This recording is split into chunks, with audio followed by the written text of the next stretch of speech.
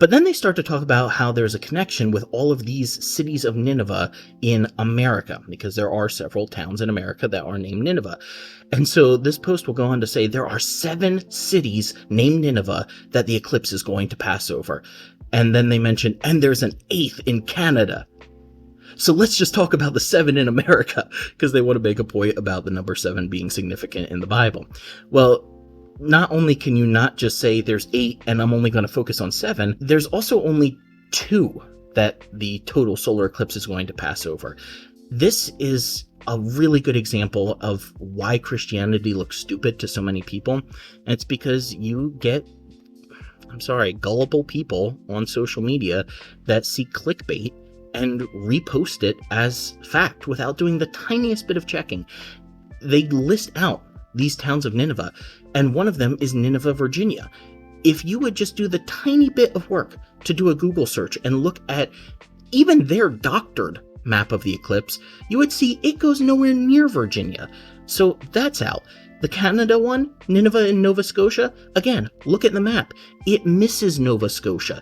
So just looking at the maps that they use disprove their point. If they can't even put in the effort to doctor these maps well enough to prove their point, then we definitely should not be listening to what they're saying about this. And that goes on and on just for several more paragraphs about constellations and passing by Rapture, Indiana. Come on. Eagle Pass, Texas. I love this. Where we are having so many border issues. Like, let's just throw that in there. And then it's going to cross over a city in southern Illinois called Little Egypt. Well, Little Egypt is not a city in southern Illinois. It is a colloquial name for southern Illinois. So even that is not accurate or helpful. And they say, I'm sorry, I can't say this one with a straight face. One more interesting fact is that there are 2,422 days in between the 2017 eclipse and the 2024 eclipse.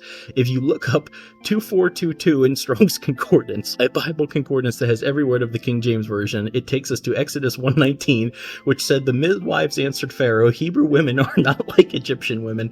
They are vigorous and give birth before the midwives arrive.'" And why would this be of any significance? Because it reminds me of how Jesus said that his return will be like a woman in labor, with the signs of his coming growing stronger and closer together. That is not what Jesus meant when he said that, and there is no significance to that. Strong's is not a very good Bible study tool. It is based entirely on the English Bible and how many times those words appear. It can have its uses, but it's not used by serious Bible students. There are far better tools out there than that. And the fact that you're able to draw some correlation between the date of something and a number that a human put in a book does not prove anything biblically. And then they go on to say, well, Jonah gave 40 days warning, and 40 days from the eclipse is May 18th, which is a day before Pentecost. That doesn't mean anything.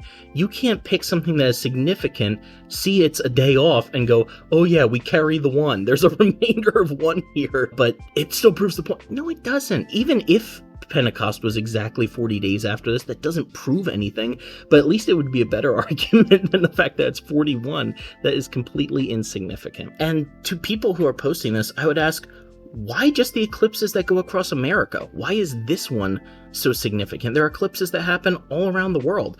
Why do you have to pick on this one? And if the rapture is going to happen or some big end times event, at what point during this? Because the solar eclipse is going to hit different parts of America and the whole of North America at different times. So what exactly are you looking for here? But unfortunately, people just don't take the time to think all of that through. And ultimately, Bible prophecy is confusing. There's a lot going on. There are a lot of different ways to view it, but it is always about having hope. And stuff like this does not spread hope. It spreads fear, anxiety, concern, and useless, inaccurate information. So yes, there is a solar eclipse this week, but no, it has nothing to do with anything in the Bible, and we will continue to go on with life as normal after it happens. Please do not continue to repost things like this, and if you see someone who does, you probably don't ever want to get any theological teachings from them.